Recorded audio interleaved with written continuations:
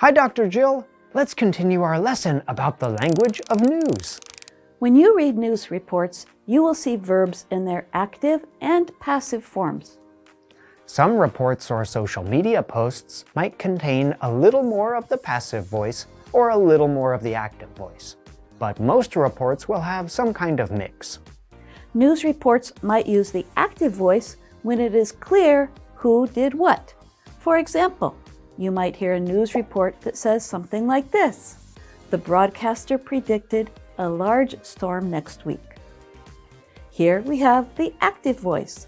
The broadcaster predicted. On the other hand, we often see the passive voice when it is not clear who did what. For example, you might read a news report that says something like this: "The storm was expected to land this week." Here we have the passive voice. The storm was expected. It is unclear who expected the storm. Was it climate experts, weather reporters, government officials? You should know that the passive voice is often used when some information is not clear or established.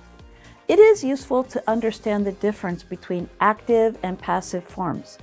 When you compare news reports, you might find that one report uses more of the active voice, or maybe it uses more of the passive voice.